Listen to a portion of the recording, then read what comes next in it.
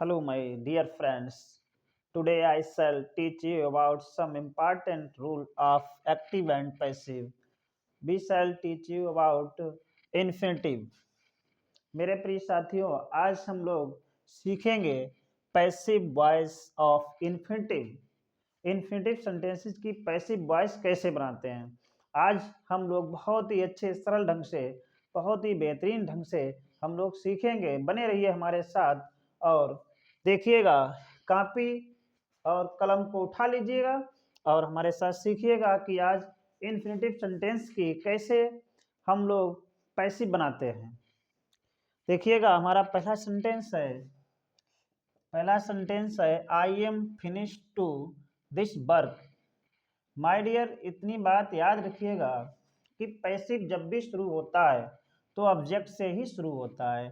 अब यहाँ पर देखिए, आई तो है सब्जेक्ट और दिस वर्क है ऑब्जेक्ट। तो सबसे पहले हम पैसिव में क्या लगाएंगे,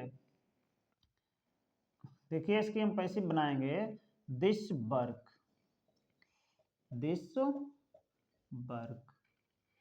क्लियर हुआ। ऑब्जेक्ट कौन हुआ, दिस वर्क। मेरे प्रिय, दिस वर्क यहाँ पर एम है आई के अनुसार, इसलिए यहाँ पर आ जाएगा इज।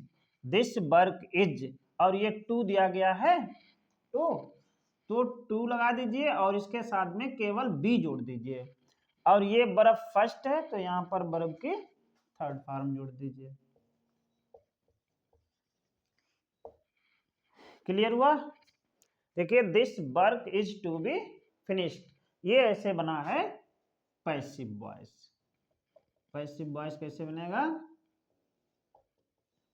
इस प्रकार से बनेगा। अगला सेंटेंस हमारा है you are to write an essay. तो ऑब्जेक्ट कौन है इसमें, एन ऐसे। एन ऐसे। अब देखिए, ऐसे कौन, कितने वचन है, ऐसे एक वचन है, तो इसलिए यहां पर क्या लगाएंगे, इज। एन ऐसे इज, फिर लगाइए इन्फिनिटिव टू, फिर लगाइए बी, रिटिन। माय डियर, यहां पर थोड़ी गलती हो गई है, बाय मी। अब देखिए, एन ऐसे इज टू बी, और राइट की थर्ड फॉर्म रिटिन। रिटिन बाय, अब यू यहां पर है तो यू का ऑब्जेक्ट यू ही रहेगा। अगला सेंटेंस है they are to buy a TV. अब देखिए, यहां पर ये टीवी है ऑब्जेक्ट, ए टीवी इज हो जाएगा, ठीक है। अब टू की जगह पर टू बी हो जाएगा। वर्ब की थर्ड फॉर्म, बाई की थर्ड फॉर्म क्या होती है, बाट। बाई। अब दे का ऑब्जेक्ट क्या हो जाएगा, देम। By them. क्लियर हो रहा है मेरे साथियों। अगला सेंटेंस देखिए, we were to buy a car. A car, were है इसलिए हम लगा देंगे बाज। ए कार बाज, टू टू और बी। अब यहां पर बाई दिया गया इसलिए हम क्या कर देंगे, बाट। ए कार बाज टू बी बाट बाई। मेरे प्यारे साथियों, देखिए यहाँ पर बी दिया गया है, अब बी है सब्जेक्ट केस, इसलिए इसका ऑब्जेक्ट केस क्या हो जाएगा, अस, बाई अस। क्लियर हुआ। अगला सेंटेंस है सी हैज टू हेल्प हिम। अब हिम यहाँ पर है ऑब्जेक्ट, इसलिए इसे बनाओ सब्जेक्ट। ही हैज और टू बी, हेल्प की थर्ड फॉर्म हेल्प बाई, और सी का ऑब्जेक्ट क्या हो जाएगा, हर, बाई हर। क्लियर हुआ। अब देखिए, Harish had to complete this work. मेरे प्यारे साथियों, यहां पर ऑब्जेक्ट कौन है, दिस वर्क। दिस वर्क एक वचन है, इसलिए यहां पर हेड का हेड ही रहेगा, कुछ चेंज ही नहीं होगा। हैड टू फिर कर दो इसके साथ में बी। कंप्लीट की third form completed, completed by Harish, completed by Harish. अगला सेंटेंस है Ramesh has to repair this car. अब ऑब्जेक्ट कौन है? This car, this car. Has फिर क्या हो जाएगा? To be, this car has to be. और रिपेयर की third form repaired by, repaired by Ramesh, repaired by Ramesh. Note कर रहे हैं आप लोग? नोट कर लीजिएगा सभी लोग ध्यान से।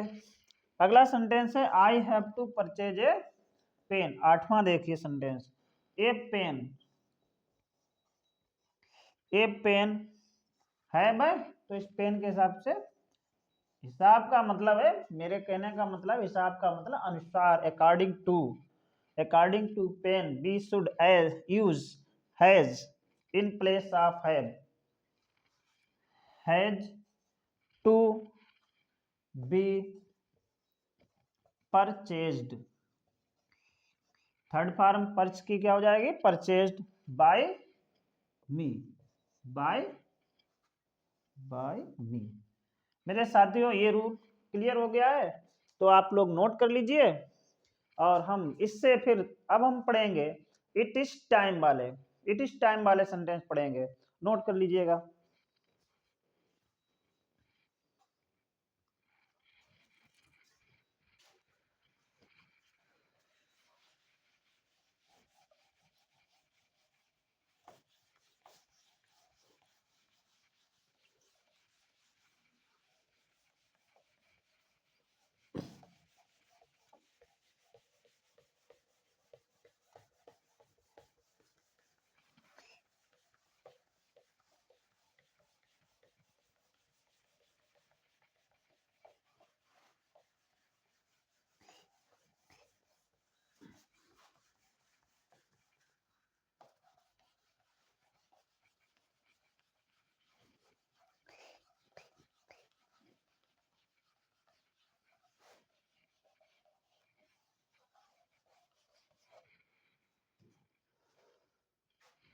देखिए अगला रूल हमारा है it is time, it is time two plus verb,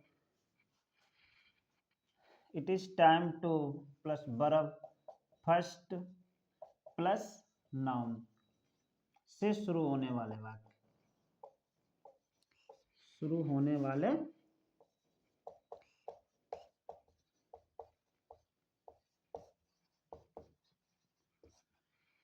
मेरे साथियों देखिए ये मोस्ट इंपॉर्टेंट रूल है, सभी लोग ध्यान से पढ़ते चलिएगा।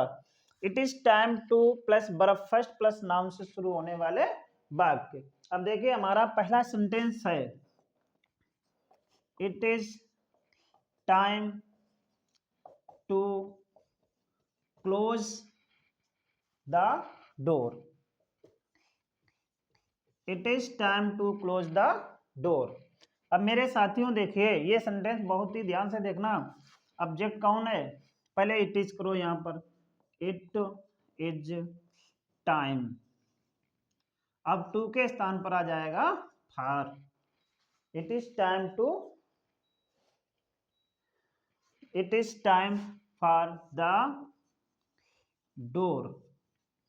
और ये जो टू है इन्फिनिटिव ये यहां पर लाओ, टू बी क्लोज्ड। क्लियर हुआ? अगला सेंटेंस है इट इज टाइम फॉर,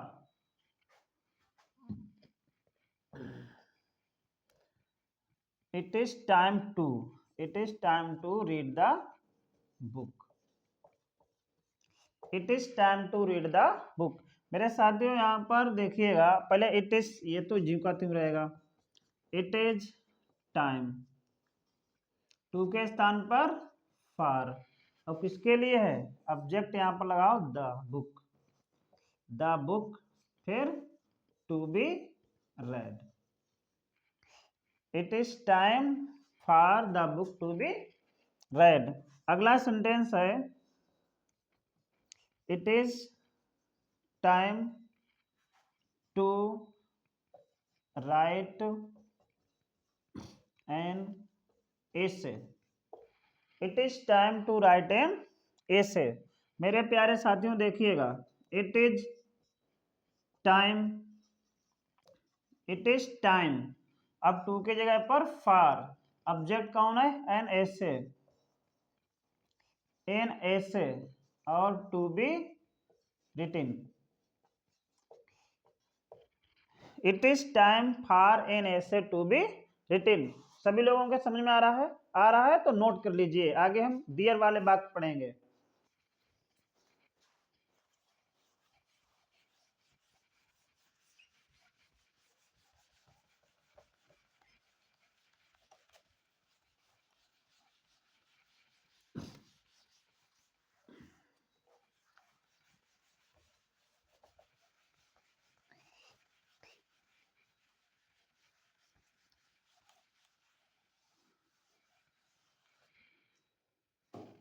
देखिए डियर से शुरू होने वाले वाक्य,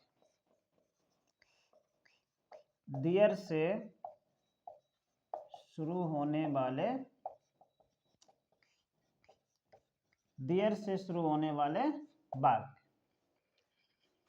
देखिएगा एग्जाम्पल, डियर इज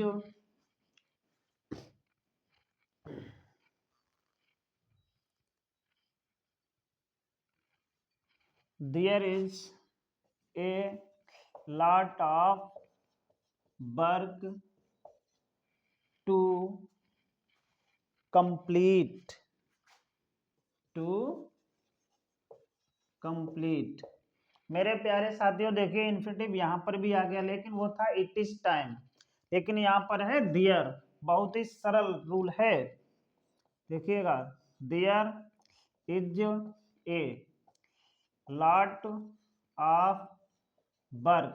अब यहाँ पर टू दिया गया है तो टू के साथ केवल बी जोड़ दो, अब वर्ब की थर्ड फॉर्म कंप्लीटेड। अब अगला सेंटेंस देखिए, there is a book to read. पढ़ने के लिए एक किताब है। बड़े ध्यान से देखना, देयर इज ए बुक, अब टू है इसके साथ भी जोड़ दो, वर्ब की third form to be read. अगला सेंटेंस देखिए, there was, there was a, there was A question, there was A question to solve. मेरे प्यारे साथियों देखिएगा, देयर बाज क्वेश्चन ए क्वेश्चन और टू बी सोल्व की थर्ड फॉर्म क्या हो जाएगी, सोल्व। मेरे प्यारे साथियों आज के लिए इस वीडियो में बस इतना ही, और इससे भी महत्वपूर्ण आप लोग अगर रूल सीखना चाहते हैं तो हमारे साथ बने रहिएगा, और सुखदेव एकेडमी सेंटर को यूट्यूब चैनल को सब्सक्राइब कीजिए, शेयर कीजिए और लाइक कीजिए। धन्यवाद।